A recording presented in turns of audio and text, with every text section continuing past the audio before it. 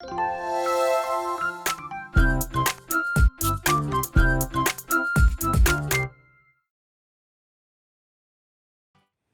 잠시 후 행복한 아침에서는 생활 속 법률 상식 그 법이 알고 싶다 준비되어 있고요. 이어지는 세대 공감 토크 라떼는 마리아에서는요. 그리운 향수를 불러일으키는 그 시절 추억의 이야기 나눠보겠습니다. 저희는 광고 후에 다시 돌아올게요.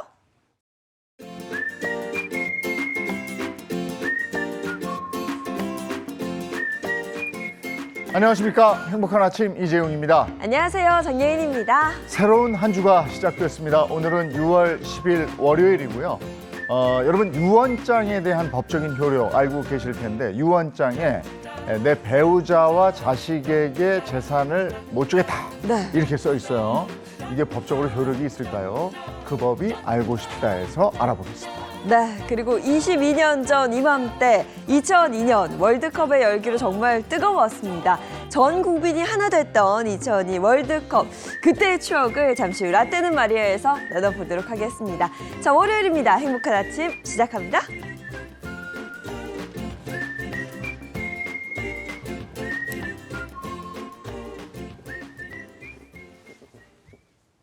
네, 화제 이슈를 발빠르게 전해드리는 모닝 브리핑부터 시작하겠습니다. 허주연 변호사와 함께합니다. 어서 오세요. 안녕하세요. 네, 첫 번째 이슈부터 전해주시죠. 네, 선거 때마다 각종 황당한 공약을 내세워서 논란이 됐던 허경영 국가혁명당 명예대표의 모습을 앞으로 10년간은 선거에서 볼 수 없게 될 것 같습니다. 허 대표의 공직선거법 위반 혐의가 대법원에서 최종적으로 유죄로 확정이 되면서 오는 2034년까지는 선거에 출마할 수가 없게 됐기 때문입니다. 네, 말씀하신 것처럼 허 대표 선거 때마다 황당한 발언을 해서 논란의 중심에 섰습니다. 지난 대선에서도 문제가 되는 발언들을 했었죠. 맞습니다. 2022년 20대 대통령 선거 당시에 허 대표가 TV 방송 연설에서 나는 고 이병철 삼성그룹 회장의 양자다. 또 박정희 전 대통령의 비선 정책 보좌역이었다. 이렇게 말해서 허위 사실을 유포한 혐의로 기소가 됐는데요. 허 대표는 법정에서 본인의 혐의를 부인했지만 1, 2심 법원은 모두 유죄를 인정해서 징역 2년에 집행유예 3년을 선고했고요. 지난 4월 대법원도 원심 판결을 확정하면서 최종적으로 유죄가 확정이 됐습니다. 이번에 선거법 위반이 이제 유죄로 확정이 됐기 때문에 10년 동안 이제 선거에 나오지 못한다 이 얘기군요. 맞습니다. 이 공직선거법에 따라서 이렇게 허 대표처럼 선거범죄 등으로 집행유예형을 선고를 받게 된다고 하면 형이 확정된 때로부터 10년간 피선거권이 박탈이 돼서 선거에 출마를 할 수가 없게 되는데요. 올해 74세 나이의 허 대표는 84세가 되는 2034년 4월까지 선거에 나올 수가 없게 된 겁니다. 그런데 허 대표가 이 선거법 위반으로 유죄를 받은 것은 이번이 처음은 아닙니다. 앞서 2007년 대선에서도 비슷한 얘기를 했었어요. 그때는 대통령이 되면 박근혜 전 한나라당 대표와 결혼하기로 했다는 얘기까지도 주장을 해서 이듬해 선거법 위반 혐의로 실형이 확정됐고 2018년까지 선거에 출마하지 못했는데요. 이후에 선거권을 회복하니까 2020년부터 다시 선거에 도전을 하다가 이번에 또 이렇게 제동이 걸리게 된 겁니다. 또 최근에도 여러 가지 불미스러운 일에 연루가 됐는데 자신이 운영하는 종교시설인 하늘궁에서 이 신도들을 추행한 혐의로 입건이 돼서 경찰 조사를 받고 있는 상황이고요. 허 대표 측은 고소인들의 주장을 전면 부인하고 있습니다. 네, 내 눈을 바라봐. 내 눈을 바라보면 병이 나. 네. 나는 공중부양을 할 수 있어. 그러니까 여러 가지 화제를 뿌렸었는데 연이은 범죄 혐의는 더 이상 웃어 넘길 수 없는 것들이 있습니다. 네. 예, 좀 봐야 될 것 같고. 자, 다음 이슈 전해주시죠. 무더운 여름 신호를 기다리다가 잠시 쉬어갈 곳, 더위를 피해갈 곳, 그늘막 보면은 정말 단비같이 느껴지시죠. 그런데 조사를 해봤더니요. 서울 강남구에 설치된 그늘막 개수와 강북구에 설치된 그늘막 개수가 3배 이상 차이 났다는 결과가 나왔습니다. 네, 매년 올 여름 정말 덥다는 말 하는데 정말 덥다고 합니다. 뭐 역대 폭염 일수가 더 많다고 하는데요. 서울 자치구마다 그늘막 편차가 좀 큰 것 같아요. 자세히 좀 전해주시죠. 네, 서울 열린 데이터 광장 조사에 따르면 지난 4월 말 기준으로요. 서울에 설치된 그늘막이 총 3,400여 개에 달했습니다. 자치구별로 살펴보면 강남 3구에서 가장 많은 수를 차지했습니다.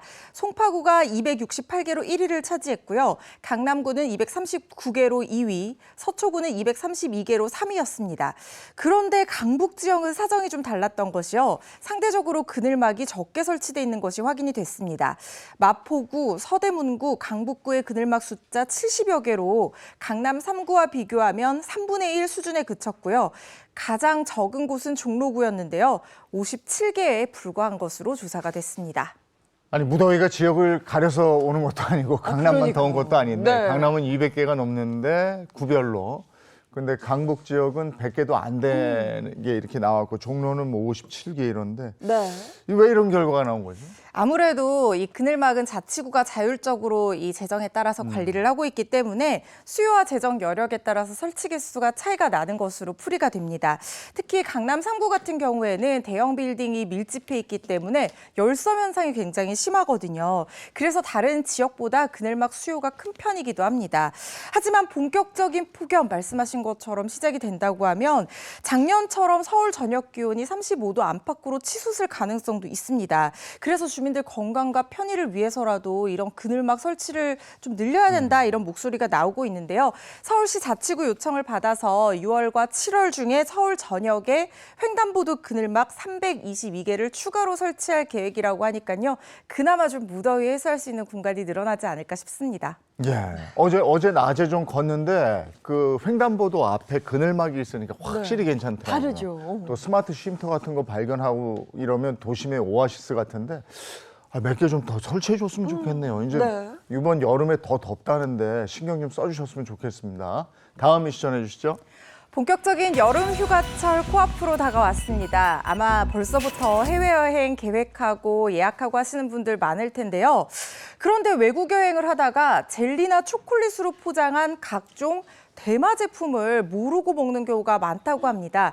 여행객들 주의가 필요합니다. 대마 제품이 초콜릿이나 젤리처럼 생겼다. 우리 국민들 해외여행할 때 더 조심해야 할 것 같은데요. 자세히 좀 전해주세요. 네, 우리나라는 대마가 불법이잖아요. 네. 그런데 태국이나 캐나다 그리고 미국 일부 주에서는 대마가 합법입니다. 그런데 최근 이런 국가에서 젤리나 초콜릿 같은 것들로 포장한 이 대마 제품이 크게 늘고 있다고 합니다.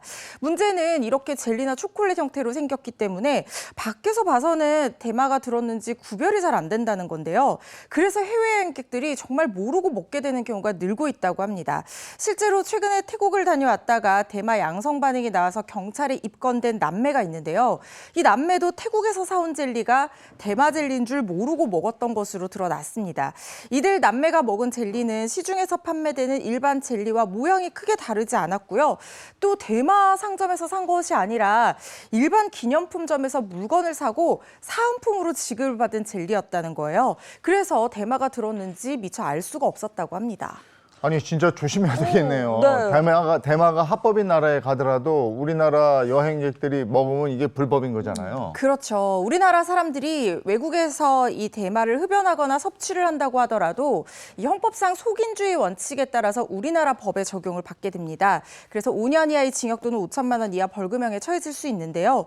만약에 정말로 모르고 먹었다면 무혐의 처분을 받을 수도 있겠지만 이걸 몰랐다는 걸 입증한다는 게 정말 어렵습니다. 나에게 범죄 혐의가 없다는 것을 적극적으로 소명해야 한다는 그런 문제가 있기 때문에 아예 처음부터 의심되는 제품은 접근하지 않는 것이 제일 좋을 것 같고요. 대마 성분을 의미하는 문구나 대마인 모양의 그림이나 사진같이 의심이 되는 제품은 아예 그냥 이 접근을 안 하시는 게 제일 좋을 것 같습니다. 미국의 일부 주라든가 캐나다, 태국, 또 우루과이 같은 국가들은요. 기호용 대마가 합법화되어 있는 국가이기 때문에 이들 국가 여행하실 때도 미리 정보 확인하셔서 좀 조심하셔야 될 것 같습니다. 대마가 함유된 젤리나 초콜릿 같은 거 먹으면 복통을 유발할 수도 있고 건강에 문제가 생길 수도 있다고 하니까 가면은 꼭 확인을 하고 네. 드시고 이렇게 해야 되겠습니다. 자, 다음 이슈 전해주시죠. 네, 마지막 이슈입니다. 혹시 전화 공포증이라고 들어보셨나요? 전화? 받기 싫은 전화 오는 거 그건가? 아니요, 그냥 전화가 오면 무서워하는 거예요. 아, 그래요? 오. 지금 월드컵 얘기 우리 앞으로 할 건데 네. 그때 당시 유행했던 노래 그 미나 씨의 전화 받아 전화 그 노래가 받아. 있잖아요. 그런데 요즘에 전화 공포증이 유행하고 있다고 합니다. 전화보다는 메시지나 메일이 익숙한 젊은 MZ세대 사이에서 일고 있는 현상인데요. 전화를 하려면 미리 문자부터 보내주세요라고 얘기하는 젊은 직장인들과 이걸 이해하기 어렵다라고 생각하는 기성세대 직장인들 사이에서 갈등을 빚고 있다는 소식입니다. 근데 전화를 하는 게 두려워서 공포증이 생긴다까지 들으니까 이게 뭔가 좀 문제가 되고 있나 봐요. 자세히 좀 듣고 싶어요. 네, 그런데 이 전화 공포증이요. 네. 우리나라뿐만이 아니라 전 세계적으로 지금 일고 있는 현상이라고 합니다. 오. 특히 젊은 세대 신입 직장인들 사이에서 전화를 기피하는 이유는 두 가지입니다. 집중되는 상황, 즉각적인 상황을 피하고 싶기 때문이라고 하는데요. 그러니까 1대1로 대비하지 않은 질문에 바로 답을 내놓아야 하는 것이 전화를 받는 상황인 거잖아요. 이 상황을 피하고 싶어 한다는 것인데요.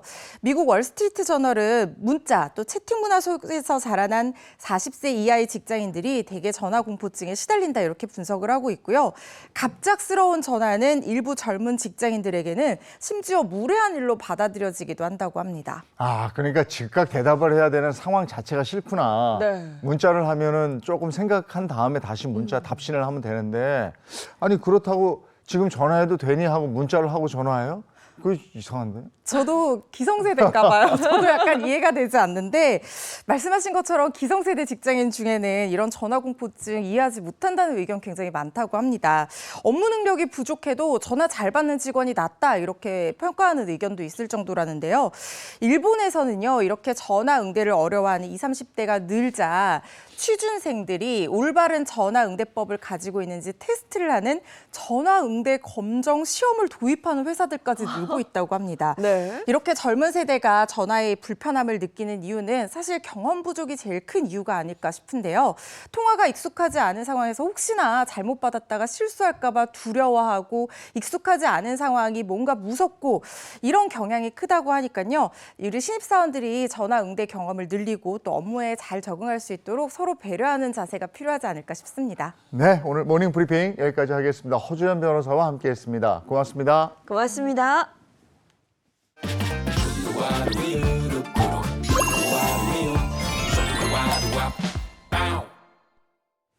우유 좋아하십니까? 요즘 시중에 나와 있는 우유 보면 유당불내증 있는 분들을 위해서 유당 이렇게 분해한 네. 그런 우유도 있고 그다음에 한번 더 높은 열로 해서 멸균 뭐 이런 우유도 있고 다양해요. 네, 맞습니다. 근데 그 선택지가 굉장히 다양해서 어떤 우유를 골라야 하나 고민이신 분들도 많으실 텐데요. 그럴 때는 이 K밀크 인증 마크를 확인하시면 국내산 우유를 손쉽게 고를 수 있다고 합니다. 더 맛있게 국내산 우유를 즐기는 법 바로 만나보시죠.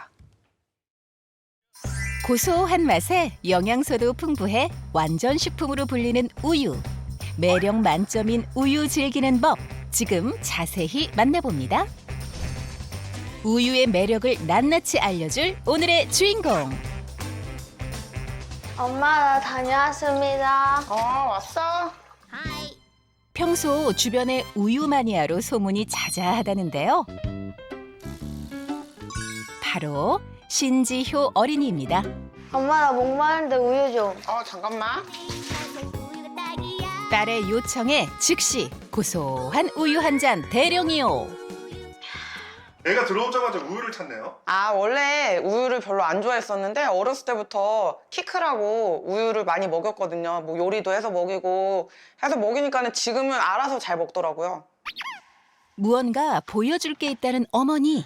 지금 여기 우유 2통이나 있잖아요. 근데 5일이면 다 없어져요. 그래서 지금 큰 거 2통으로 사다 놓은 거예요. 우유를 물처럼 마시거든요. 지호는 학교에서 키가 큰 편이에요? 작은 편이에요? 어때요? 학교 또래 남자애들, 여자애들 다 통틀어서 조금 큰 것 같아요. 어릴 땐 키가 작았던 지효 어린이. 그러나 부모님의 보살핌 속에서 쑥쑥 자라 지금은 또래보다 키가 훌쩍 커버렸다는데요. 틈날 때마다 성장판 마사지도 필수입니다. 이런 노력의 결과일까요? 초등학생인 딸은 이젠 엄마 키와 비슷해졌습니다. 간식 준비에 나선 어머니. 뭐 하시려고 하시는 거예요? 아이가 덥다고 해서 참외 스무디 한 잔 간단하게 만들어 주려고요. 우유를 좋아하는 딸을 위해 간식을 만들 때도 우유를 적극 활용하는데요. 엄마의 사랑을 담은 참외 스무디 완성이요. 먹어봐줘요. 아, 맛있다, 그지? 맛이 어때요? 원래 흰 우유만 먹어도 맛있는데 참외랑 같이 먹으니까 더 맛있는 것 같아요. 우유에다가 참외 넣었잖아요. 근데 참외 향이 되게 달달하게 올라오면서 꿀도 달달하고 그러면서 우유의 고소한 게 더 느껴지는 것 같아요. 여기서 잠깐. 모녀는 우유를 사랑하는 만큼 속속들이 잘 알고 있을까요? 첫 번째 문제. 국산 우유가 농장에서 마트에 도착하여 판매되기까지 적어도 15일 이상 걸린다. 하나, 둘, 셋. 지호는 O, X. 왜 O라고 생각했어요? 그래도 우유가 이제 정성이 들어가니까 오는데도 오래 걸릴 것 같아요. 왜 X라고 생각하셨어요? 15일이면 너무 신선도가 떨어지지 않을까요? 정답은 X입니다. 국산 우유는 착유 후 적정 온도로 바로 냉각시킨 후에 외부에 노출되지 않은 신선한 원유 상태로 살균 처리만 거쳐서 2, 3일 내로 유통되는 시스템인데요. 유통기한도 11에서 14일 정도로 짧아서 안전하고 신선합니다. 자, 두 번째 문제입니다. 국산 우유의 품질은 덴마크, 뉴질랜드와 같은 낙농 선진국과 비슷하다. 하나, 둘, 셋. 두 분 다 O예요? 네. 왜 O라고 생각했어? 그래도 한국인들의 정성이 들어가니까. 그럼 왜 O라고 생각했어요? 저도 덴마크나 뭐 뉴질랜드 못지않게 자연환경도 좋고 충분히 신선한 우유를 만들 수 있다고 생각합니다. 정답은 O입니다. 우선 건강한 젖소일수록 체세포 수가 적게 나옵니다. 국내 1등급 우유는 1ml당 체세포 수가 20만 개 미만으로 있는 낙농 선진국인 덴마크와 같은 수준이고요. 또 다른 낙농업 강국 뉴질랜드보다 더 깐깐한 기준으로 판정하고 있습니다. 세균수 역시 덴마크와 같은 수준으로 등급을 판정하는 등 꼼꼼하고 철저하게 관리하고 있습니다. 한편 국산 우유의 우수성을 널리 알리기 위한 특별한 축제가 고양시에서 열렸습니다. 6월 1일은 세계 우유날을 기념해 세계 1등 품질의 국산 우유를 소비자들에게 알려서 우리 국산 우유의 우수성을 널리 알리고자 합니다. 그럼 축제 구경 좀 해볼까요? 여기는 우유가 들어간 비누를 만드는 우유 비누 만드는 부스입니다. 아무래도 우유가 보습 미백에 효과가 있어서 그리고 순에서 어린 아이들부터 어른까지 모든 연령층이 안전하고 사용할 수 있는 비누가 됩니다. 국내산 우유를 직접 체험해보며 그 우수성을 알 수 있는 프로그램이 마련되었는데요. 녹인 비누 베이스에 우유를 섞은 후 틀에 부어주면 고소한 우유가 부드럽고 향긋한 비누로 완벽 변신. 아이가 우유를 좋아하기도 하고 여러 가지 사용법을 해보고 싶어가지고 같이 왔어요. 비누 만들면 어떨 것 같아요? 우유의 가치를 재발견하는 시간도 가졌습니다. 이 마크가 어떤 거냐면 이 국산 우유 사용 인증 마크는 우리나라 우유가 얼마나 믿을만하고 안전한지를 나타내주는 마크입니다. 국산 우유 사용 인증. 우리 친구들 앞쪽에서 크게 이야기해줘서 고마워요. 손전 하나 줄게요. 우리 친구들 운전 하나 주고. 국산 우유를 1초 만에 확인하는 방법이 있다고 하더라고요. 맞아요. 저희 K-밀크 마크가 있는데 체세포수랑 세균수가 모두 1등급인 우유한테만 부착되는 마크입니다. 국내산 우유만 사용한 제품 또는 식품을 제조, 판매, 유통하는 업체에 대해 그 사용을 보증하는 마크입니다. 구름 인파가 몰린 축제 현장. 그 중에서도 관람객들의 인기를 한 몸에 받은 곳이 있었으니 바로 국내산 치즈를 활용한 식빵 피자 체험인데요. 아이고 우리 친구 치즈 식빵 피자 맛있나요? 제가 만들어서 맛있는 것 같아요. 우리나라 치즈로 했다고 하니까 좀 더 관심이 가고 더 체험할 게 하고 싶어 마음이 생기는 것 같아요. 네, 국내산 자연 치즈는 숙성 기간이 3개월에서 6개월로 짧아가지고 식감이 더 부드럽고 담백합니다. 국내산 우유와 치즈를 직접 맛보고 다양하게 즐기며 국내산 유제품의 팔색조 매력을 온몸으로 느낄 수 있었던 축제 현장. 우유로 이렇게 다양한 활동을 할 수 있는지 몰랐는데 와보니까 정말 많아서 깜짝 놀랐고 아이뿐만 아니라 어른들도 배울 점이 많은 것 같아요. 그냥 먹어도 맛있고 치즈로 즐기면 또 다른 재미를 맛볼 수 있는 국내산 우유. 올여름 온 가족이 함께 영양 만점 우유를 건강하게 즐겨보세요.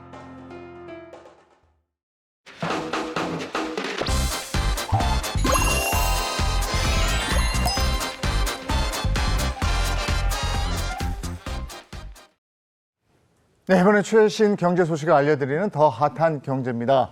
지난 5일이 세계 환경의 날이었는데 그래서 종이 빨대 나눠주고 기업에서 무슨 이벤트 같은 것도 하고 그랬다고. 네, 맞습니다. 탄소를 줄이기 위한 기업들의 노력 생각보다 무궁무진하다고 하는데요. 자세한 이야기 박수림 씨 그리고 장진택 기자와 함께 나눠보겠습니다. 어서 오세요. 반갑습니다. 반갑습니다. 네. 요즘 기업들이 탄소 중립에 힘쓰고 있는 가운데 주목할 만한 행보를 보이는 곳들도 있다고요? 네, 그렇습니다. 혹시 갯벌에 알박기 하는 기업에 대해서 좀 들어보신 적 있으세요? 갯벌에 갯벌에 알박기. 갯벌은 고객해야지. 네, 이 투기성 알박기가 아니고요. 네. 갯벌 보호를 위해서 착한 알박기에 나선 기업이 있다고 하는데요. 바로 정유사 지사입니다. 지사는 임직원과 함께 임직원 345명과 함께 1인당 갯벌 3.3제곱미터, 그러니까 한 평씩을 구입하는 캠페인을 펼쳤는데요. 이렇게 구매한 갯벌을 지분 등기해서 평생 소유함으로써 갯벌의 난개발을 저지하는 효과를 낼 수 있다고 합니다. 세계 5대 갯벌 보유국 중 하나인 우리나라는 지난 30년간 그 대규모 간척 사업을 펼치면서 가지고 있던 갯벌의 절반가량을 잃었는데요. 최근 갯벌의 환경적인 가치가 새롭게 주목을 받으면서 이렇게 갯벌을 지키고자 하는 활동이 늘어나고 있습니다. 맞아요. 갯벌이 그 나무보다 이산화탄소 흡수를 더 잘한다고 들었거든요. 네. 그리고 탄소 흡수 속도도요 50배 정도 더 빠르다고 합니다. 네, 갯벌의 가치를 이제 알게 됐으니까 나머지 반이라도 잘 지켜야 되겠죠. 지켜야죠. 예. 네. 또 다른 기업 사례는요? 네, 에너지 화학 기업 S사도 특별한 행보를 보이고 있습니다. 자, 내년까지 총 100개의 환경 스타트업을 육성하는데 박차를 가하는 중인데요. 자, 이를 위해서 S사는요, 지난 2021년부터 매년 20개 내외의 스타트업을 육성해 왔고요. 지난해까지 총 65개 기업을 지원해 왔습니다. S사가 스타트업을 키우기 위해 힘쓰는 이유는 간단해요. 사회 문제를 빠르게 해결하고 싶다면 그 분야에 대해서 혁신적인 아이디어를 가진 소셜 벤처부터 성장시키는 게 가장 우선이기 때문이다. 이겁니다. 사회 문제를 해결하는 이 착한 스타트업 지원하고 또 기업은 획기적인 아이디어도 얻을 수 있게 되니까 이게 서로에게 윈윈이 아닐까라는 그렇죠. 생각도 듭니다. 자, 또 다른 사례도 궁금한데요. 네, 마지막은 화장품 회사 엘사의 사례인데요. 엘사는 기성세대뿐만 아니라 MZ세대의 시각에서 환경 문제를 바라볼 필요가 있다라고 판단을 했습니다. 그래서 지난 2022년부터 MZ세대 기후활동가를 육성하는 프로그램을 운영해 왔는데요. 20살 이상 청년 100여 명을 선발해서 기후 문제에 대해서 함께 논의하고 수료를 마친 참가자에게는 인증 수료증을 발급하거나 친환경 연수까지 제공해서 참가자들에게 높은 호응을 얻고 있다고 합니다. 이처럼 기업들은 환경 문제를 해결하기 위해 보이지 않는 곳에서도 큰 노력을 기울이고 있습니다. 네, 오늘 준비한 경제 소식 여기까지 하겠고요. 이번엔 우리 주변에서 일어나는 사건, 사고를 법의 관점으로 풀어보겠습니다. 그 법이 알고 싶다.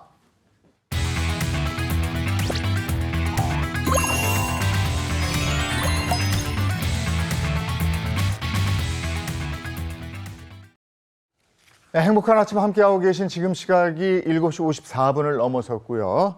월요일에 고민 해결사 이호선 상담심리 전문가 함께합니다. 어서 오세요. 안녕하세요. 반갑습니다. 네, 반갑습니다. 그리고 법률 해결사 강성신 변호사, 허지연 변호사 함께합니다. 어서 오세요. 어서 오세요. 반갑습니다. 아니, 오늘은 또 무슨 흥미로운 사건을 가지고 오셨어요? 오늘 제가 한번 가져와 봤는데 네. 세상에 이런 유언장이 있을라나 싶은 일이 지금 벌어졌습니다. 자, 오늘의 사연은 아내랑 자식한테는 재산 못 줘. 이렇게 유언장 쓰고 사망한 남편 이야기입니다. 우리가 보통 이제 남아있는 가족에게 어떻게든 좀 재산을 남겨주려고 애를 쓰는 게 우리 보통의 생각인데 그럼요. 정말 그 반대의 상황이 벌어졌는데요. 이 상황과 관련해서 꽁트로 한번 준비해봤습니다.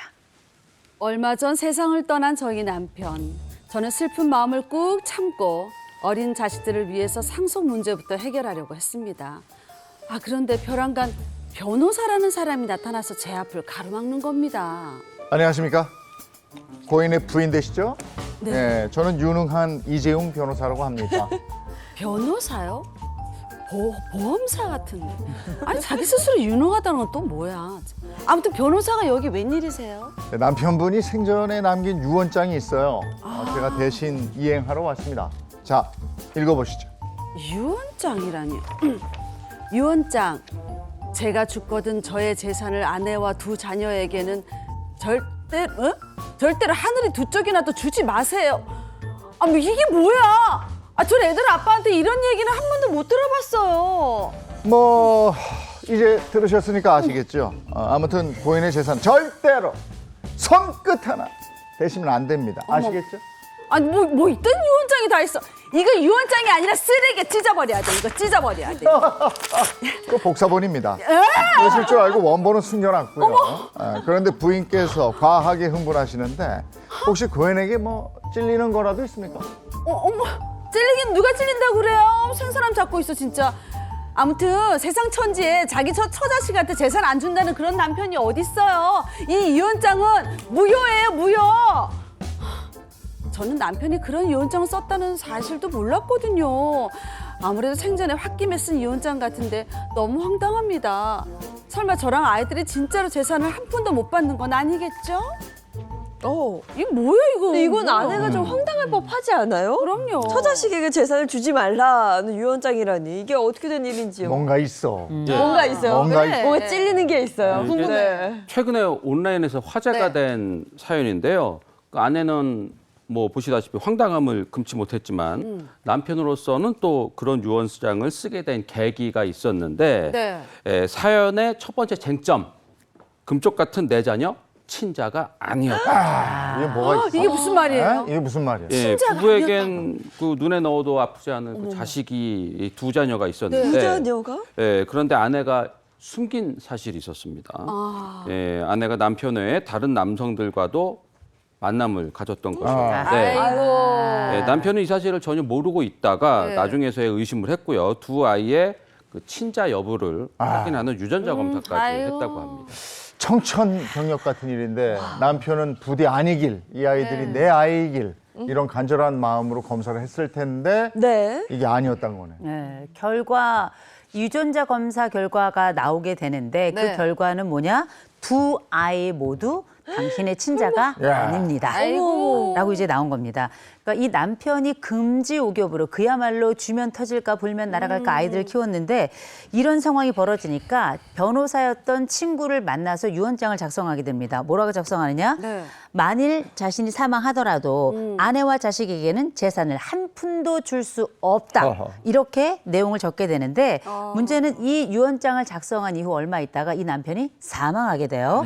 그리고 아내는 그제서야 이 유언장이 존재했다라는 걸 알게 된 겁니다. 속았잖아요. 얼마나 화가 났겠어요. 그러면 유언장 그렇게 쓸만도 한데 참 안타까운 현실입니다. 그런데 한 가지 궁금한 게 있어요. 그 상속이라는 건 배우자와 자녀가 우선순위가 되는 건데 지금 사연처럼 유언장을 쓰게 되면 이들이 아무것도 받지 못하는 상속에서 제외가 될 수 있는 거예요? 일단 결론부터 말씀드리면은 이 법정 상속분만큼 받지 못하게 될 수 있어요. 충분히 있습니다. 이 사연을 제가 살펴보니까 그 친구인 변호사를 통해서 유언장을 작성했다 이렇게 사연이 적혀져 있는데 그래서 제가 봤을 때는 아마 이 유언의 방식이 공정증서에 의한 유언이 아닐까 이렇게 추측이 되거든요. 이 공정증서에 의한 유언이 뭘까라고 하니 공정증서란 이렇게 변호사 그리고 공증인과 법무법인 함께 국가에서 정한 형식에 맞게 유언을 작성하는 방식인데요. 제3자인 공증인과 법무법인이 유언 작성 단계에서 유언자의 진정한 의사를 확인을 했기 때문에 사후 별도의 법원의 검인 절차 없이 신속하게 이 유언에 따른 재산의 집행이 가능하게 되는 제도입니다. 이런 공증 유언이 만약에 너무나도 말도 안 되는 사회상규에 반하는 그런 내용이 아니고 네. 그리고 또 법적인 절차를 모두 다 준수를 했다면 일단은 유언장의 내용대로 유산의 분배가 이루어질 수도 있는 거예요. 근데 어쨌든 두 자녀가 친자가 아니라고 나왔다면서요. 네. 근데 이런 유언장이 없었다면 그러면 재산은 이 아이들한테도 가는 겁니까? 그랬을 가능성이 상당히 높죠. 우리 법에는 친생 추정이라는 게 있습니다. 그러니까 부부가 혼인 성립한 날로부터 200일 이내에 그리고 혼인 관계가 종료된 날로부터 300일 안에 출생한 아이는 그 부부의 친자로 추정을 해줘요. 이게 정말 강력한 추정입니다. 왜냐하면 멀쩡히 잘 살고 있는 부부의 친자한테 누가 가서 당신 이 친자 아니지 혼외자지 이렇게 얘기했다고 해서 그 친생이 부인이 된다고 하면 가족관계가 너무 흔들리잖아요. 맞아요. 그래서 이거는 설령 유전자 검사 결과가 99.9% 불일치합니다. 이 결과가 있다고 하더라도요. 이걸 증거로 해서 친생 부인의소라는 법적인 절차를 거쳐서 법원 판결로만 부인을 할 수가 있어요. 그 전까지는 무조건 친자로 추정이 된다는 거예요. 그렇기 때문에 이런 절차를 거치지 않았다라고 하면 결국에는 상속에서 제외할 방법은 사실상 없게 되는 거죠. 그런데 이 친생 부인의소는 부부 중에 일방이 친생자가 아니라는 사실을 안 날로부터 2년 안에만 제기를 할 수가 있어요. 2년이 지나면 내 아들이라고 생각하기로 했다 이렇게 봐준다는 거예요. 그만큼 굉장히 엄격하게 이 가족관계를 지켜주는 거거든요. 그래서 만약에 이번 사연처럼 유언장의 특정 상속인을 상속인에서 제외한다 이렇게 명시를 안 했다라고 하면 원래 상속 절차대로 배우자는 1.5, 자녀는 1:1 요 비율로 상속을 받았을 것이라는 생각이 듭니다. 네.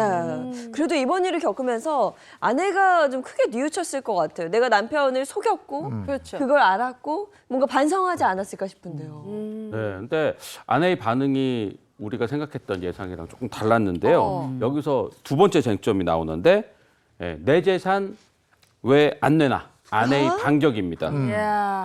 아내는 자신이 상속을 받는 것에 대해서 문제가 생기자 남편의 재산을 받을 방법을 구한다면서 온라인에 게시물을 올린 겁니다. 아내도 유언장을 봤는데 그럼에도 봤는데. 불구하고 이제 네. 내 재산이다 이렇게 된 거군요. 우리가 뭐 욕심을 내는 게 죄는 아니잖아요. 맞아. 그런 차원에서 아내가 이렇게 주장하게 됩니다. 어떤 주장을 하느냐. 아니 그렇다고 내가 법적으로 이혼한 것도 아닌데 내 남편 사망보험금하고 연금은 아니 내가 받을 수 있는 거 아니냐.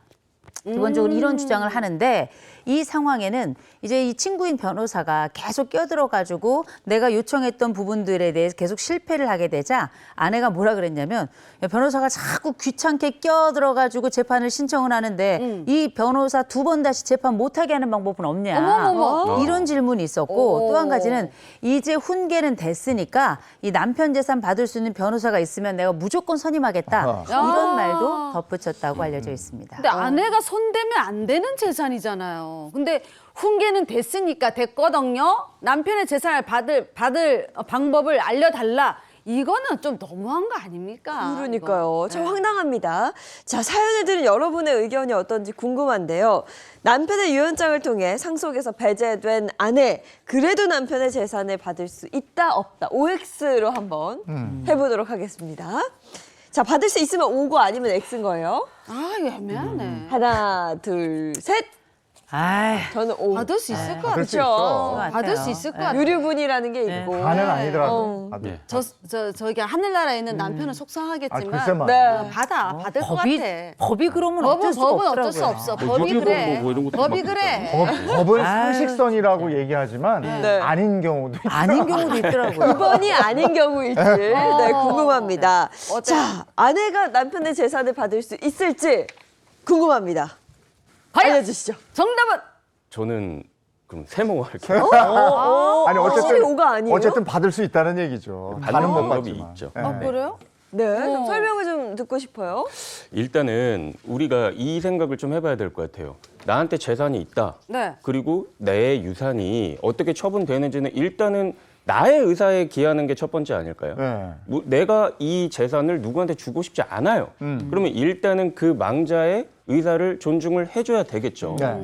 근데 우리가 법에 따른 절차까지 다 완벽하게 거쳤다라고 합니다. 이 상황에서 네. 만약에 우리가 흔히 공증 이런 얘기 말씀 많이 들어봤잖아요.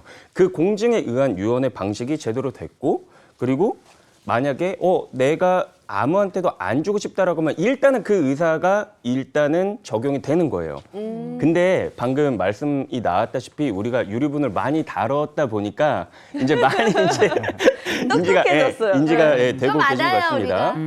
일단은 유언장의 집행 그 자체를 막을 수는 없지만 이 상속인들이 유류분을 청구를 할 수는 있겠죠.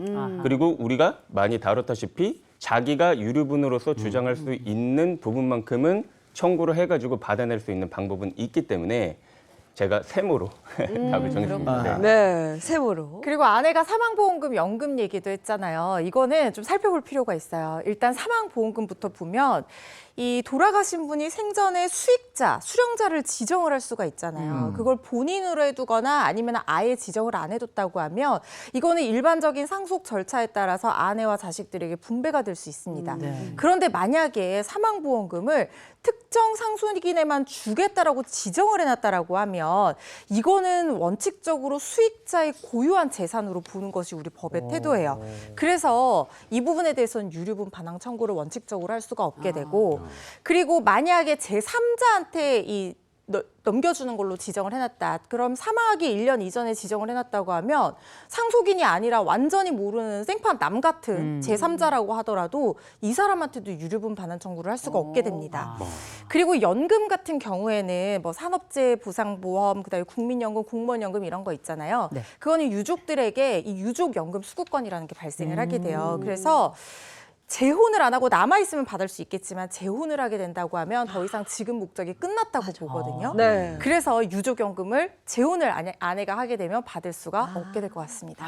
어쨌든 이 사연에서 보면 남편 친구가 변호사니까 그 친구한테 이 남편이 그런 여러 가지 얘기를 하면서 꼭 지켜다오 이렇게 얘기를 했을 거잖아요. 네. 근데 이 공증을 담당한 변호사가 이 친구 변호사인데 이 유언을 하게 되면 공증 담당 변호사가 집행까지 다 하게 되는 겁니까? 그러니까 망자의 의사를 존중하는 거예요. 이 분이 변호사인 친구를 딱 지정을 해가지고 당신이 유언을 집행해라, 내 유언을 집행해라라고 하면 이제 유언 집행자가 되는 건데, 일단 유언 공증을 할 때 통상 이런 유언의 내용에 따라서 재산을 집행할 유언 집행자를 지정을 하게 됩니다. 근데 이게 반드시 꼭 보통의 경우에서 변호사일 필요까지는 없어요. 만약 이런 유언 공증 등이 없었을 경우라고 가정을 한다면 통상적으로 이제 상속인이 집행을 하게 되는데, 이 사건의 경우에서는 배우자나 자녀가 이 상속인의 재산을 가지지 못하게 되는 상황이잖아요. 그러니까는 친구인 변호사를 유언 집행자로 지정을 했을 가능성이 크고, 그렇게 되면 아무리 상속인이라고 해도 고인의 재산을 처분할 때에는 반드시 이 유언 집행자가 처분을 담당하게 됩니다. 그리고 아까 그 사연 중에서 이런 얘기 나와요. 변호사가 뭐 내가 뭔말 하려 그러면 자꾸 막 소송해서 막는다, 막 뭐 이런 내용이 나오는데, 이럴 수 있어요. 만약에 이 처가 진짜 허위로 유언의 집행을 방해하기 위한 목적에서 막 허위로 근저당권 설정 같은 걸 했을 경우에는 이 유언 집행자가 그걸 소송을 통해서 막을 수도 있는 겁니다. 제가 오늘 변호계 박해일 변호사님, 우리 강성시 변호사님 통해서 제가 분명히 알게 된 게 하나 있는데, 상속인이라도 실제 고인의 재산에 손을 못 댈 수 있구나. 이거 하나 알게 됐고, 또 한 가지는 뭐냐면 이걸 생각해 본다면 이 싸우는 형제들이 있을 때 유언장만 잘 쓰고 그다음에 이걸 공증을 해놓으면 자식들이 싸우지 않고 잘 해결할 수도 있겠구나라는 생각이 좀 들었습니다. 그렇습니다. 사실 여러 가지 유언의 방식이 있지만 그 요건들이 굉장히 엄격하게 지켜져야지만 효력을 인정을 받을 수가 있거든요. 그래서 이것저것 어려우시면 공정증서에 의한 유언을 받아두시는 것이 사실상은 제일 쉽고 안전한 방법이에요. 그런데 이제 공증에 의한 유언하면은 이제 다들 걱정하시는 게 비용 너무 비싼 거 아니냐. 맞아. 왜냐하면 수수료가 발생하거든요. 근데 이 비용을 정하는 기준이 뭐냐면 상속 같은 경우에는 상속 재산의 가액이에요. 그러니까 재산이 많을수록 비용이 높아지는 건데 상한선이요 300만 원을 초과할 수가 없습니다. 300만 원 정도 하려면 이제 19억 8천만 원 넘는 재산 정도가 돼야지 이제 300만 원 가까이 가니까 뭐 요즘에 재산 많으시다고 하더라도 최대 300만 원 요 정도로 생각하시면 나중에 사후 분쟁 예방하는데 비용 더 들거든요. 그래서 사후 분쟁 예방하는데 훨씬 좋을 것 같다는 생각이 들고 특히 자필유언장 많이 쓰시는데 자필유언장 손 씻고 비용이 들지는 않지만 이거 요건 엄격하게 지키는 거 굉장히 힘들어서 실제로 분쟁 많이 발생하고 판례도 정말 많거든요. 그래서 유언 공증이 좀 그래도 효력을 확실하게 해줄 수 있으니까요. 완벽하게 내가 요건 지키기 좀 어렵다 싶으시면 공정증서의 유언 방법 추천해드리고요. 요즘에는 웰 빙도 중요하지만 웰 다잉이 잘 죽는 것도 중요하다고 맞아요. 하잖아요. 네. 그래서 유언 같은 것들 미리 좀 생각해 두시면 나중에 이 자녀들에게도 도움이 되지 않을까 싶습니다. 아니 저는 이 사연에서 네. 돈도 돈입니다만 그 아이들 그 자식들 몇 살 됐는지 모르겠지만 이거 어떡합니까? 그러니까요. 내 아버지가 누군지 알고 싶을 거 아니에요. 그렇죠. 그 문제도 있네요. 그 엄마가 키맨이잖아. 아, 또 참. 다음 주에 다뤄보죠 뭐. 예, 오늘 그 법이 알고 싶다 여기까지 하겠습니다. 고맙습니다. 고맙습니다.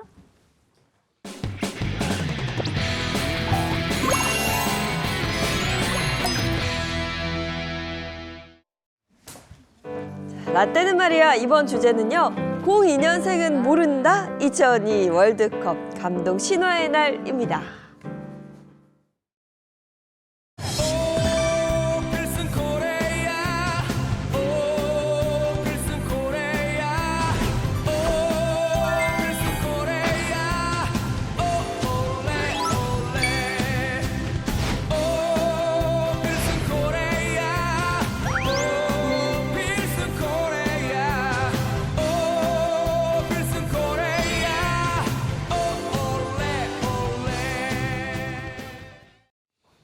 세대 간의 추억을 공유하는 시간 라떼는 말이야. 지금 영상 나왔습니다마는 그때는 온 국민이 너무너무 즐거웠습니다. 2002년 한일 월드컵 때로 돌아가는데 벌써 22년 전이요. 시간이 이렇게 빠르다. 요때 월드컵 베이비 엄청 태어났어요. 그렇구나. 그리고 월드컵 둥이다 이렇게 부르는데 저희 막내가 2001년생이거든요. 근데 이게 생각해 보면 이 친구들이 이미 다 성인이 된 거 아니에요. 20대가 다 이제 넘어가게 된 건데 제가 이렇게 보니까 우리 여기 계신 분들 중에 막내가 있어요. 네. 막내 있어요. 우리 장예인 MC가 있습니다. 네. 혹시 뭐 요거 알고 계십니까? 학생 때 아니에요? 초등학생 때예요. 제 기억에는 초등학교 4학년 정도 됐었던 것 같은데 그래서 아하. 생생하게 기억납니다.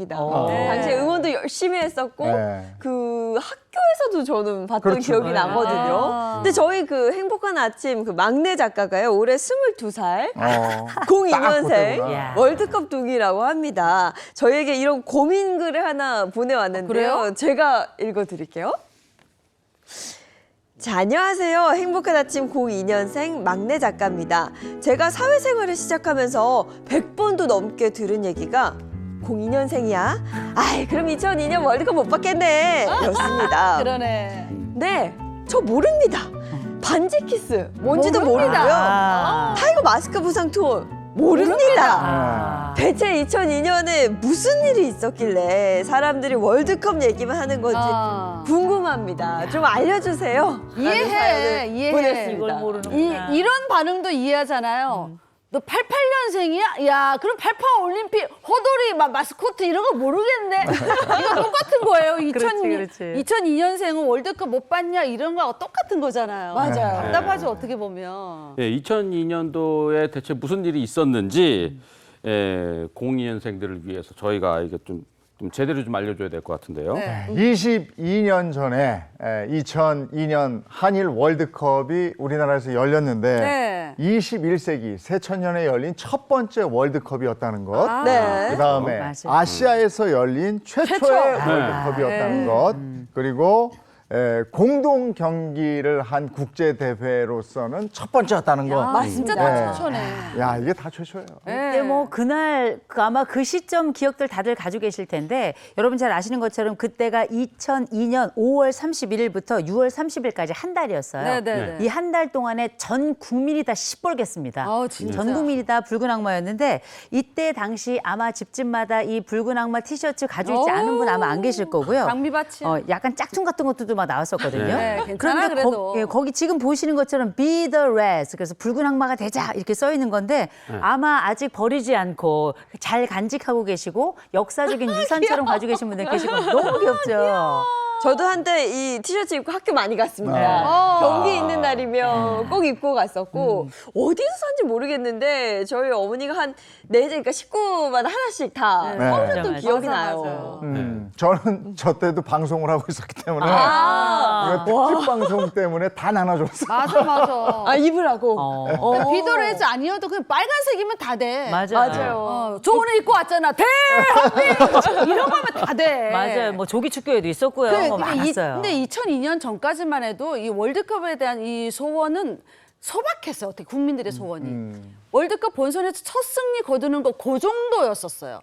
근데 그동안 우리나라는 48년간 월드컵에 출전했어야 하지만 본선에서 승리를 한 적이 한 번도 없었거든요. 그런데 이번에는 개최국으로 선정됐죠. 자, 우리도 만반의 준비를 다 했습니다. 뭔가 달라지지 않을까 했는데 기대하던 그때 첫 번째 기적이 일어납니다. 사실 2002 월드컵은 기적의 연속이었는데 그 첫 번째 기적은 뭐였어요? 자, 2002년 6월 14일이었습니다. 대한민국 대표팀이 포르투갈과의 조별리그 3차전에서 1대 0으로 승리하면서 16강 진출에 성공합니다. 네. 이때 박지성 선수가 막 뛰어와서 이영표 선수가 크로스로 올린 공을 가슴으로 받아서 수비수를 속인데 왼발로 슛! 그 장면 다들 기억하실 겁니다. 슛! 조용히 하라고. 네. 맞아요. 그 박지성 선수가 이렇게 슛하면서 네, 슛 세레머니. 히딩크 감독한테 이렇게 확 이렇게 안기잖아요. 네. 이게 진짜 이거는 지금 생각해도 진짜 뭉클해요. 맞아요. 근데 그게 저는 좀 시작이었던 것 같아요. 그 경기를 승리하면서 이번만큼은 뭔가 좀 다르다. 기세가 오르고. 이제 시작이다. 느낌이 느낌이 확 왔어요. 왔어요. 맞아요. 이게 전 국민이 이 육감, 이 촉이 확 발동을 했었는데 사실 우리가 맨날 월드컵 하면 언제 봤느냐? 새벽 시간에 봤어요. 맞아. 네. 시차가 있으니까. 그러다 드디어 우리나라에서 개최가 되면서 우리는 낮 시간에 처음으로 이제 월드컵을 보게 된 건데 맞아. 이게 뭐 열광 수준이 아니라 아예 일상생활이 안 된 거 다 기억하실 겁니다. 네. 일단 싹 다 조퇴해요. 싹 다. 뭐 회사 다니는 사람은 그냥 조기 퇴근하고 그리고 학교 다니는 애들도 선생님들이 못 견디겠으니까 단축 수업을 해요. 거기다가 이제 어떤 그 사장님 같은 경우는 아니 직장에 있는 직원들이 다들 그거 쳐다보느라고 일이 안 되니까 그래 다 가라 나도 간다. 이랬던 일들이 많이 있었는데 그때 생각해 보면 저도 중간에 일하다가 집에 와가지고 그때 아주 아기들 어렸었는데 같이 응원하러 나갔던 기억이 납니다. 네. 그리고 그 응원이 정말 대단했는데 장소를 가리지 않았습니다. 맞아요. 정말 다양한 곳들에서 응원전이 펼쳐졌죠. 아까 우리 영상에서 잠깐 봤습니다. 결혼식장 나왔잖아요. 결혼식 날짜가 이 경기하고 이렇게 이거 나오고. 이거 보세요. 어머. 그러면 그냥 저 대형 스크린 놓고 응원한 거예요. 그리고 이 군대에서도 다 같이 응원했고 심지어는 곡소리가 들려야 될 장례식장에서도 골 들어갈 때마다 골! 이렇게 되는. 저도 그 뉴스에서 그 장면 봤거든요. 장례식장에서 아이고 슈골이야 이거야. 축구 경기를 장례식장에서 그렇게 보면서 응원했으니까 대단한 거죠. 야, 진짜 보기 힘든 모습들이 많았습니다. 맞아요. 뭐 그렇게 국민들의 응원을 받은 덕분인지 국가대표팀의 기록 정말 연이어 쓰기 시작하는데요. 2002년 6월 18일에는 이탈리아전이 있었습니다. 이탈리아를 상대로 2대1 극적인 역전승을 거두면서 사상 처음으로 월드컵 8강에 진출을 했습니다. 대단하죠. 그리고 또 명장면이 있죠. 우리 모두가 기억하는 안정환 선수의 이탈리아하고 연장전까지 네. 간 거예요. 긴 승부를 펼쳤는데 안정환 선수가 기막히게 헤딩 골! 되면서 한국이 8강에 진출하는 역전극을 이뤄내죠. 안정환 선수의 반지 키스 저건 뭐 영원히 기록에 남을 겁니다. 네, 저거 많이들 따라하는 사람 따라했어요. 많아요. 네. 요즘 예능에서 늘 먹는 것만 나와서 저 사람이 셰프야 뭐야 아실 수도 있겠지만 맞아요. 진짜 축구계 테리우스 반지의 제왕 이렇게 불리던 시절이 있었어요. 너무 멋졌었어요. 맞아요. 네. 그리고 참고로 여기서 알려드리면은 이 월드컵에서 골든골 제도, 그러니까 연장전 때 먼저 골 넣으면 그냥 경기 끝나는 거. 네네네. 이게 이제 2002년 한일 월드컵이 마지막이었어요. 이제 골든골이 왜 그 이후에는 왜 골로도 계속하지 뭐 이러시는 그렇지, 분이 계셨는데 저도 이거 2002년이 마지막인지 처음 알았네요. 네, 저도 처음 알았습니다. 뭐 그렇게 8강에 진출하면서 거리 응원단 그때 기억나시죠? 난리 났죠. 그럼요. 난리였어요 정말. 사람들 집 지붕은 기본이고 버스 지붕 위에도 올라갔었어요. 네. 물론 서 있는 버스긴 했지만 오픈카 타고 태극기 흔들고 자축하는 그런 사람들도 있었고 거리에서 누군가가 대한민국 하면 차 클렉션으로 빵빵빵빵빵 이렇게 대답할 정도니까 뭐 네. 외신들도 한국인의 저력에 놀랐다. 한국은 더 이상 동방의 조용한 나라가 아니다. 이렇게 격찬을 했을 정도면 뭐 대단한 거죠. 우리나라 거리 응원이 사실 그 외신에 엄청나게 많이 나왔던 맞아요. 게 이렇게 많은 사람들이 시뻘겋게 앉아 있는 건 아마 전 세계가 처음 봤을 거예요. 네. 그런데 그때 우리가 기억해야 될 숫자가 있습니다. 2876. 2876 뭔지 아시겠어요? 2876? 좀 차번호 그런 거 아니에요? 차번호 이런 거 아니고요. 네. 그때 당시 거리로 뛰쳐나왔던 숫자가 바로 2,876만 명이었어요. 어마어마한 숫자. 전 국민의 절반 이상이 뛰어나왔던 겁니다. 그렇죠. 방금 말씀하신 것처럼 당시 우리나라 인구가 4,700만이었거든요. 근데 방금 얘기한 2,876만 명이라는 건 2명 중 1명은 거리로 뛰쳐나가는 거예요. 못 견디는 거예요. 그렇죠. 우리 저기 지금 보시면 다들 뭐 어깨 동무도 하고 하지만 아주 빼곡하게 둘러 이효선 앉았는데. 교수님 저기 있네. 저기 있죠. 저기 보이시죠? 저기 그렇죠. 저기. 얼굴 가리고 있는 사람 보이시죠? 저기. 근데 우리가 아마 TV 보면서 저기 나 나왔다 하는 아마 기록 사진들 중에 꽤 많이 본인이 등장한다는 거 아실 겁니다. 오미자 네. 바깥 또 오미자. 그러니까 이게 서울 그 광화문 광장부터 뭐 각 도시 뭐 대전, 대구, 부산 뭐 전국에서 맞아. 이렇게 응원전이 펼쳐졌는데 당시들 다들 어디서 응원했는지 다 기억나세요? 저는 상암 월드컵 경기장 촬영 갔었어요. 그때도 역시 빨간색 티셔츠 입고 빨간 두건 쓰고 막 인터뷰할 수도 없어. 슈슈 꼬리 하면 인터뷰하다가 옆에 누군지 모르게 끌어안아. 모르는 사람인데 막. 네.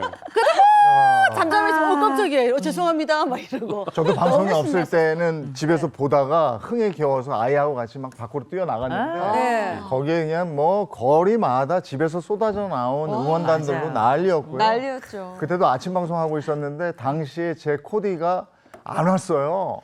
생방을 들어가는데 그냥 제 옷 입고 하고 그리고 이게 응원한다고 방송 다 끝나는 말미에 약간 술이 덜 취한 형태로 여기 이렇게 어깨 왜 그때 여성분들이 입었던 붉은색 옷 있잖아요. 티셔츠. 이렇게 네네 그렇죠. 살짝 야하게 입고 여기다 태극 마크 막 그렇죠. 하고 그리고 나타나서 죄송합니다.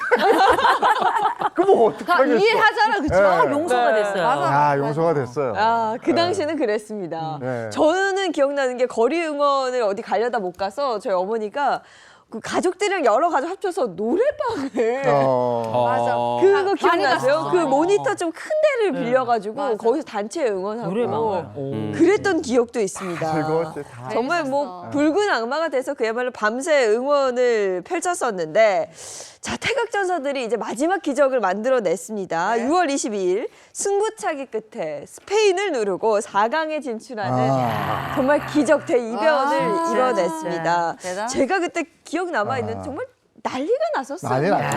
나갔을 때 하면 없을 때 하면 맞아. 그때 12살이어서 거의 독립운동 같았던 그 분위기 잘 모를 겁니다. 온 국민이 난리가 났었는데 뭐 다들 어깨에 손 올리고서 뭐 강강수월래 외치고 어디 그뿐입니까? 뭐 모르는 사람 싹 다 하이파이브 하고 허그 끌어안고 그러다가 오해받고 이런 일도 있었는데 다 용서가 됐습니다만 저는 그때 제 남편을 끌어안았습니다. 그럼 됐죠 뭐. 네. 저도 그때 기억이 새록새록 나는데 그때 진짜 모르는 사람끼리 포옹하고 노래 부르고 응원하던 그 분위기 잊을 수가 없어요. 그러니까 새벽까지도 누가 대한민국 해도 잠결에 땅땅땅땅땅 할 정도로 누가 소리 지르고 뭐라 그러지도 않았어요. 같이 함께 했던 거예요. 맞아요. 근데 그 거리 응원이 또 화제가 됐던 게 매너를 또 잘 지켰잖아요. 네, 그렇죠. 맞아요. 그 기억이 좀 납니다. 아, 네. 그럼요. 뭐 쓰레기 같은 것도 다 이렇게 끝나기 전에 다 수거해가지고 가고. 맞아, 그래서 맞아. 정말 시민의식들이 많이 좀 올라갔다라는 생각이 많이 들기도 하고 그랬었어요. 그 시절 목이 터져라 응원하던 붉은 악마는 정말 응원 열정도 1등, 매너도 1등이었어요. 맞습니다. 얼마나 멋져요. 그리고 또 연이은 그 우승 소식에 승리 소식에 신이 났던 건 시민들만이 아니었습니다.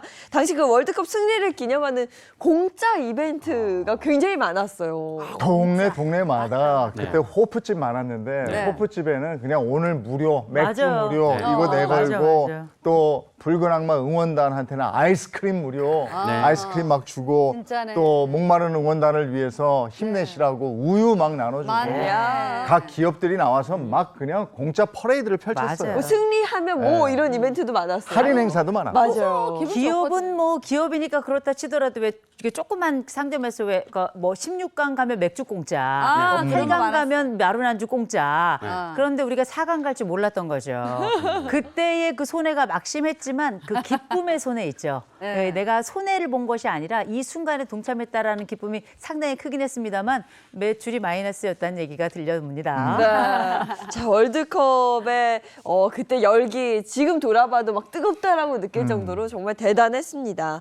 그런데 2002년 월드컵에 대해서 우리가 뭐 다 알고 있을 것 같지만 놓치고 있는 부분이 있다고 해요. 우리에게 잘 알려지지 않은 비하인드 스토리 이것도 준비를 해봤습니다. 첫 번째 비화는 이재용 아나운서가 전해주시죠. 네. 자, 2002년 월드컵의 비화 한 주시죠. 네. 첫 번째 퀴즈인데요. 네. 꿈은 이루어진다라는 문구 당시에 누가 만들었다. 이 사람이 만들었다. 누굴까? 꿈은 이루어진다는 문구. 이재용? 방송에서 나온 건가? 저기 저하고 이름 비슷하던데. S전자. 진짜요? 네. 그래요? 꿈 해몽하시는 분? 아니면 뭐 대학생이 이렇게 공모를 했나? 비슷한데? 진짜? 맞아요? 누가 만들었어요? 뭐예요? 이거 잘 못 맞추니까. 네. 이게 저 전문 카피라이터가 아니고 네. 바로 이 사람이었대요. 23세 대학생이 만들었다고. 세 살. 네. 와. 2002년 월드컵 때 카드 섹션은 정말 승부보다도 더 많은 관심을 받기도 했어요. 맞아요. 문구가 기가 막혔죠. 맞아요. 근데 그 담당자는 놀랍게도 유명 작가나 정식 카피라이터가 아닌 23살의 대학생 김용재 씨였다고 그래요. 당시 김 씨는 안양대 전산학부 3학년에 재학 중이었는데 중학교 때부터 축구를 굉장히 좋아해서 동호회 활동을 하던 김 씨 자연스럽게 붉은 악마 회원이 됐고 그 후에 카드 섹션 공식 카피라이터로 담당을 했대요, 이걸. 이탈리아전에서 어게인 1966, 포르투갈전에서의 프라이드 오브 아시아 뭐 이런 주옥 같은 문구를 탄생시켰다고 그럽니다. 엄청나네. 저는 이탈리아전 나왔던 그 어게인 1966이 좀 충격적이었던 것 같아요. 네. 1966년 잉글랜드 월드컵에서 북한이 이탈리아에게 1대0으로 승리했던 사실을 떠올리게 하는 그런 아이디어였는데 피파에서도 이탈리아 선수단의 감정을 자극하니까 철회하라 이렇게 얘기할 만큼 좀 파격적이었던 것 같아요. 네. 그만큼 뭐 문구를 잘 만들었다는 거고 네. 화제가 되다 보니까 부담도 굉장히 컸을 거예요. 근데 맞아. 부담이 말도 못할 정도였다고 그래요. 나중에 김 씨가 당시에 심정을 털어놨는데 네네, 뭐라고? 카드 섹션에 대한 사람들의 기대가 늘어나면서 마지막 경기 때는 문구 생각 때문에 피를 말렸다. 그럴 수 있겠다. 그날이 4강전이 있던 날인데 네. 당시 새벽까지 이걸 문구를 뭘 할까 확정을 못하고 있었대요.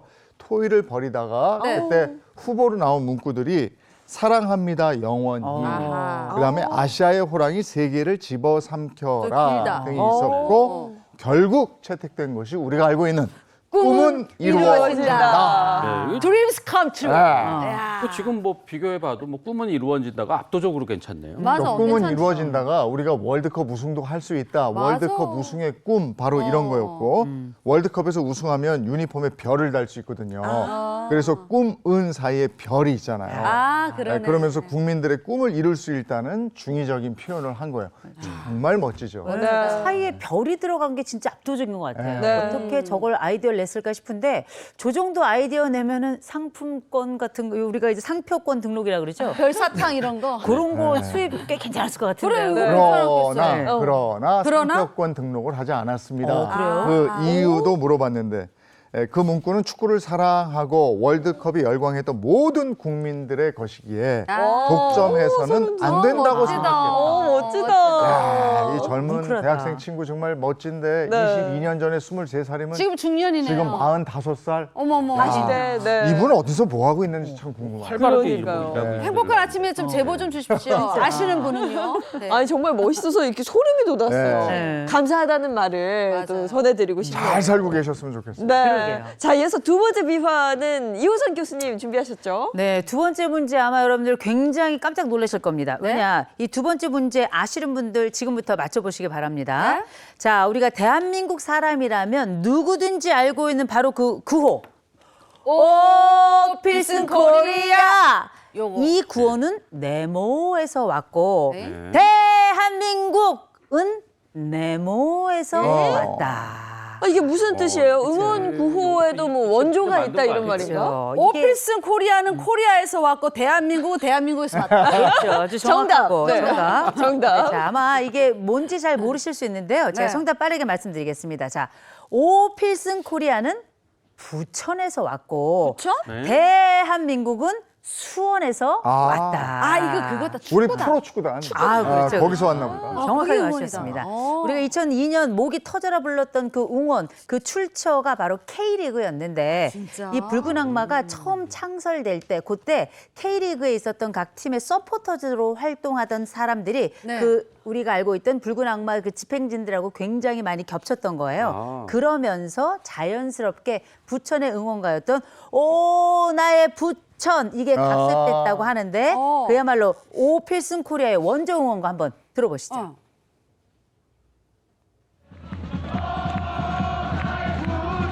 들으시죠? 이렇게 가는구나. 그렇죠. 자꾸 이거 할 때 뭘 돌려야 돼요. 이게 막 수건 같은 거 막 돌려야 돼요. 한 손으로. 윤도현 씨 노래에서 왔는 줄 알아요. 네, 아, 많이들 진짜. 이제 뭐 노브레인이나 아니면 윤도현 씨 노래를 많이 알고 계신데 네. 그게 아니라 이 부천에서 왔다는 거 말씀드리고 근데 이 응원가가 원래는 스페인의 레알 마드리드 아시죠? 네. 여기서 먼저 사용한 곡이었는데 아. 이걸 부천 팀에서 90년대에 요 작사와 편곡을 거쳐서 최초의 국내 응원가로 사용을 하게 됐고요. 이런 면에서 요 붉은 악마의 또 다른 응원구호가 있었는데 여러분 아시죠? 대한민국! 요거. 저절로 올라가는데 네. 이건 역시 원래 수원의 그 축구팀 응원 구호에서 유래되었다고 하는데 그 원조도 같이 한번 들어보시죠.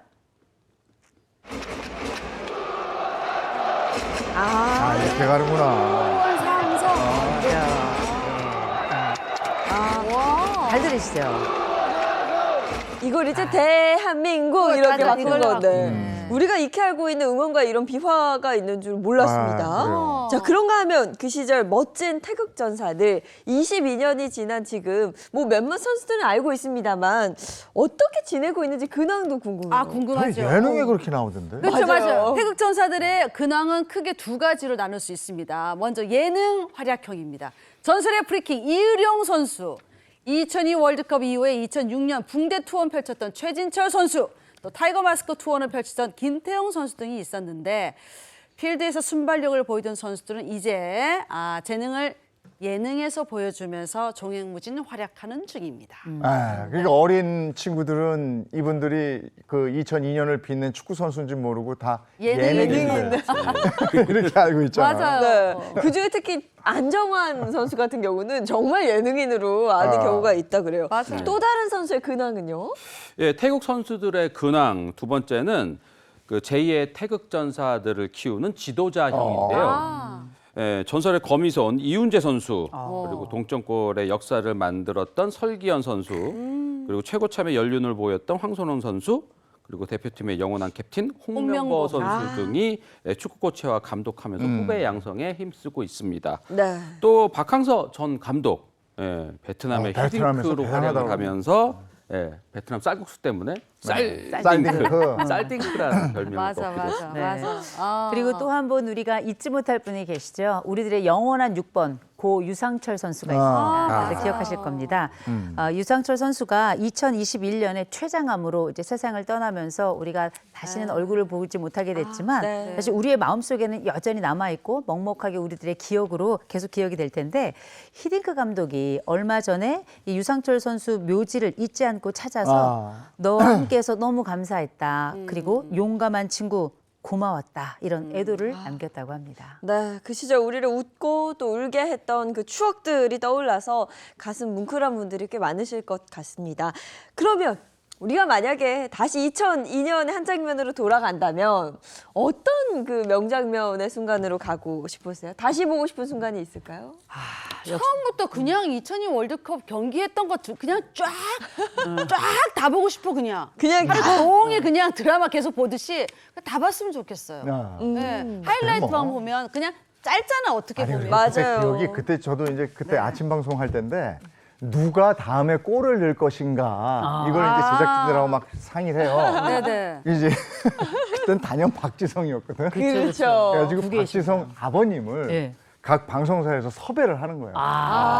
그래가지고 그때는 여의도 시절이니까 네. 여의도에 있는 어떤 호텔로 모셔다 놓고 거기서 축구를 구경하게 해. 그리고 우리만 탁 먼저 이제 독점을 하는 거지. 그래가지고 PD가 그 옆에 붙어 있어. 그래서 같이 응원하고 그거 좀 찍어놓고 맞아. 박지성 선수가 골을 넣어요. 네. 그러면 아침에 바로 우리가 007 작전 하듯이 모셔다가 스튜디오 생방송에 바로 탁 앉혀. 이야, 대단하다. 그때 뭐 저 이 고기 국물을 과서 먹였어요. 뭘 먹었는지. 박지성의 건강 상태. 맞아. 그랬었어. 그 당시 어떤 거 그 같아요? 선수들의 뭐 취미라든지 뭐 차는 못 하는지 또 애인들이 누군지 맞아요. 시시콜콜한 이런 얘기들이 연예인들 뒤 얘기보다도 더 훨씬 많은 사람들이 관심이었어요. 맞습니다. 당시에 정말 우리 선수들이 뭘 하는지, 뭘 먹는지, 누굴 만나는지 다 화제가 됐었는데요. 보통 이제 축구 선수들은 그라운드를 뛸 때만 주목을 받곤 했었는데 월드컵 열풍 이후에는 뭐 광고도 있었고요. 광고 뭐 전부 다. 방송도 있었고요. 그럼요. 다 쉴 새 없이 나왔습니다. 기억하시죠? 선생님? 아니 저는 제일 놀랐던 게 축구 선수가 화장품 광고를 한다는 거. 꽃을 막 들고 막 이랬던 화장품을 막 하는데 아니 그것도 멋있더라고요. 아니 이 남자 화장품을 어떻게 보면 사실 좀 다르게 생각할 수 있는데 그때 저도 제 남편에게 많이 사줬습니다. 근데 태극 전사들뿐만 아니라 히딩크 감독까지 CF 스타로 떠올랐었어요. 맞아요. 네. 당시 모 CF에서 그 히딩크 감독이 박지성 선수와 같이 출연했었는데 생일 축하해 지성. 하는 만큼 딴 만큼. 발음도 어눌하시잖아요. 그 유행 얼마나 유행됐었는데. 맞아요. 생일 축하해 장진택 네, 뭐 이런 것처럼. 2002년 6월이었잖아요. 네. 근데 6월에서 벗어나지 못하는 사람들이 많았어요.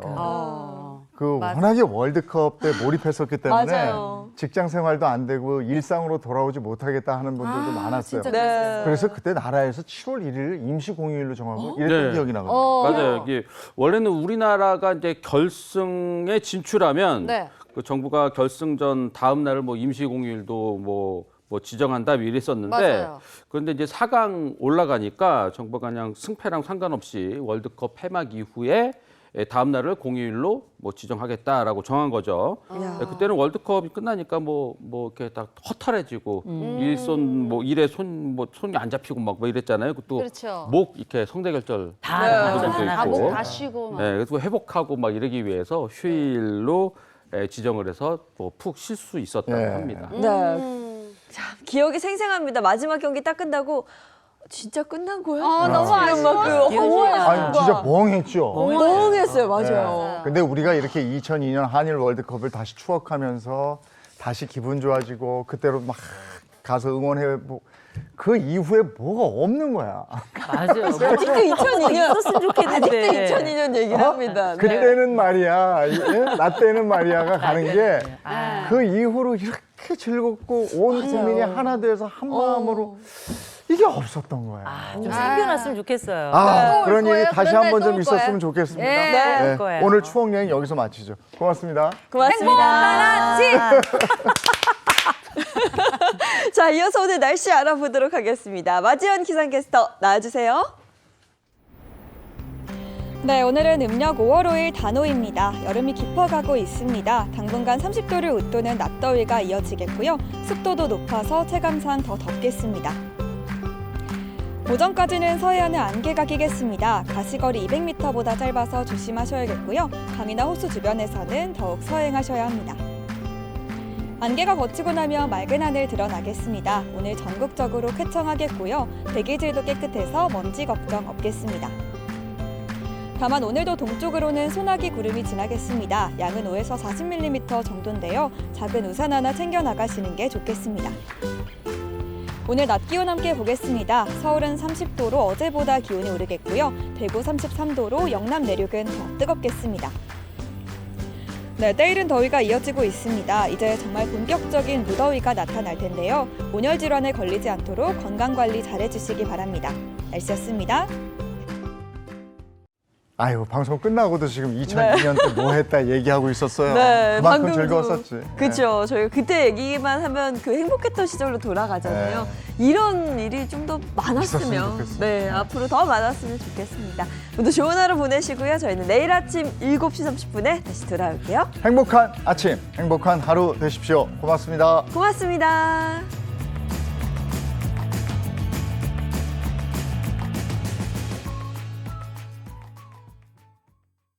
채널 A